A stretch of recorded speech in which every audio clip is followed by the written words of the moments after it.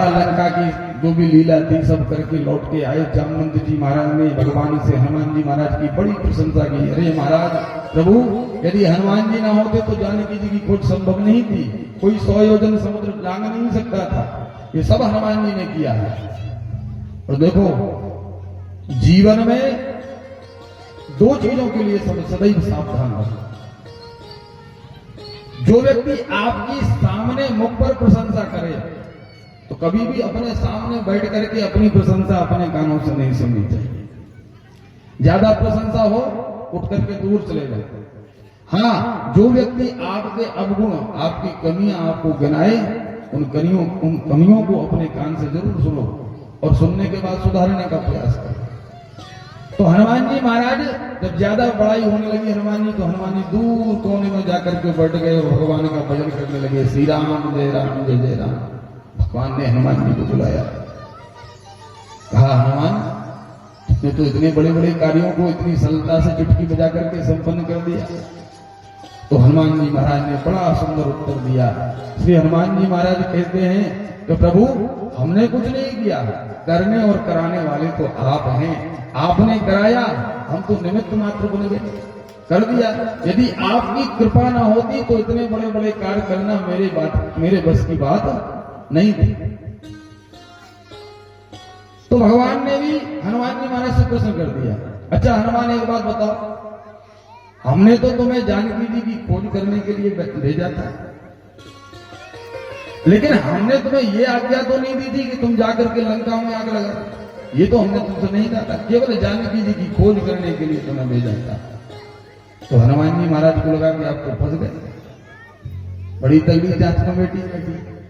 तो हनुमान जी महाराज तुम्हारा बुद्धिमताम वरिष्ठम, इतने परम बुद्धिमान है, बड़ी बुद्धिमानी से हनुमान जी महाराज ने भगवान के प्रश्न का उत्तर दिया। भगवान से कहते हैं कि प्रभु, करने और कराने वाले तो आप हैं। प्रभु, हम गए तो थे माता जानकी की खोज करने के लिए, और जब हम महाराज लंका में अशोक वाटिका में पहुंचे तो मैंने देखा, मैं अशोक वृक्ष के ऊपर बैठा था और उसी समय रावण आया। रावण ने आकर के माता जानकी को बड़ा भयभीत करने का प्रयास किया। मुझे बड़ा कष्ट हुआ।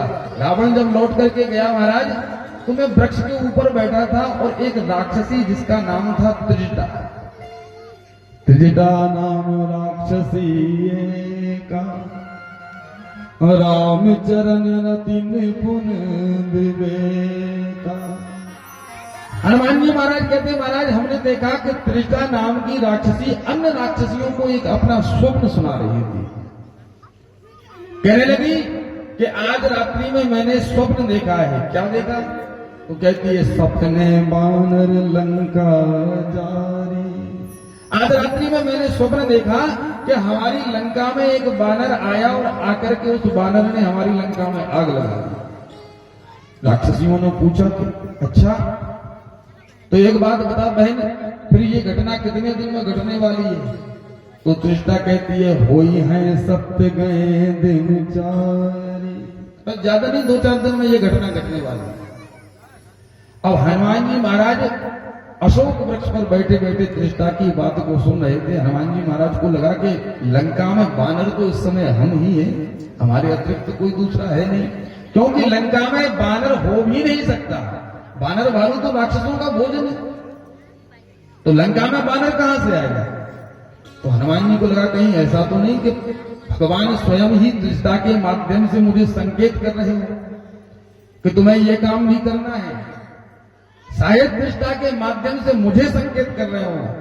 तो हनुमान जी महाराज कहते हैं, महाराज लेकिन फिर भी मन में एक शंका रही। लेकिन जब उसने आगे कहा कि होई है सत्य गए दिन चारी, 2-4 दिन में ही घटना घटने वाली है, तो फिर मुझे लगा कि इस समय तो 2-4 दिन तो हम ही रुकने वाले हैं लंका में। इसका मतलब है, लगता है कि भगवान हमें ये संकेत कर रहे हैं कि हनुमान तुम्हें लंका में ये काम भी करके आना है। लेकिन महाराज फिर भी मन में एक दुविधा बनी रही, शंका बनी रही। और महाराज जब रावण का पुत्र मेघनाथ मुझे पकड़ करके रावण के दरबार में लेकर के आया, और जब रावण ने स्वयं ही ये आदेश दे दिया इस बानर की पूंछ में आग लगा दो, तेल बोर पट बांध पुनी पावक देहु लगाई। इस बानर की पूंछ में वस्त्र लपेट करके तेल डाल करके इसकी पूंछ में आग लगा।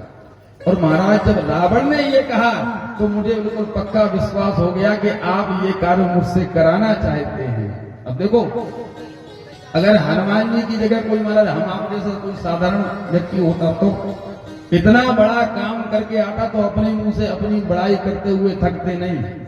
लेकिन हनुमान जी महाराज की आप शालीनता, विनम्रता, नम्रता का दर्शन करें और प्रत्येक घटना में स्वयं को श्रेय नहीं देते, भगवान को श्रेय देते हैं। श्रीमद् भागवत में वर्णन आता है तत्तेन कंपाम सुसमीक्षमाण।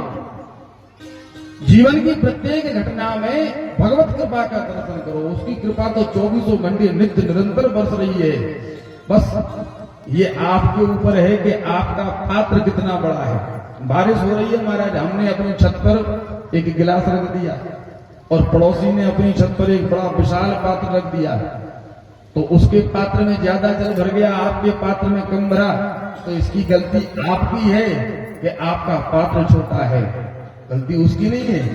तो हम अपने हृदय के पात्र को इतना विशाल करें और उस पात्र में भगवत कृपा को भरने का प्रयास करें। उसकी कृपा तो 24 घंटे निरंतर बरस रही है। और आप सबके लिए ये सौभाग्य का विषय है कि 7 दिन तक व्यासपीठ पर सुशोभित हो रहे हमारे अनन्य, हमारे अतिशय प्रेमी, हमारे अनुज, अब इनका भाव है कि ये हमें गुरु मानते हैं और लेकिन हम इन्हें अपने अनुज का ही दर्जा देते हैं और बड़े प्रेमी हैं। और 2016 में हम यहाँ कनौरा में कथा करने के लिए आए थे, तब से ही हमें कमलाकांत जी से मिलना हुआ। हमारे एक शिष्य हैं कनौरा में अनेक शिष्य हैं, लेकिन ये पुष्पेंद्र शर्मा जी, उनके यहाँ कथा का आयोजन हुआ और वही हमारा परिचय हुआ था। और तब से लेकर के आज तक 16 से ये 25 लग गई है। आज 8-9 साल से कमलाकांत जी हमारे साथ में हैं। इनका विनम्र स्वभाव, बड़े प्रेमी सरल हृदय व्यक्ति हैं और इनके प्रेम के कारण ही हम यहाँ खींचे चले आए। हमसे रहा नहीं गया। तो ये आप सबके ऊपर भगवान की विशेष कृपा, आप सबकी मति भगवान के श्री चरणों से जुड़ी रहे। भगवत भजन में आप सब लगे रहें और इसी प्रकार से भगवान के सत्संग का आनंद लेते हुए, लाभ लेते हुए अपने जीवन को सदमार्ग पर लगाने का प्रयास करें। यही हमारी ओर से आप सभी को आशीर्वाद है। कमलाकांत जी को भी हृदय से बहुत बहुत आशीर्वाद है। इसी प्रकार से दिनों दिन आप खूब उन्नति करें, बहुत आगे तक जाएं। भगवत कृपा आपके ऊपर सदैव जीवन पर्यंत बनी रहे। इन्हीं शब्दों के साथ में वाणी को विराम। आप बड़े भाव से, बड़े प्रेम से 2 मिनट के लिए भगवान नाम संकीर्तन करेंगे और उसके बाद आरती।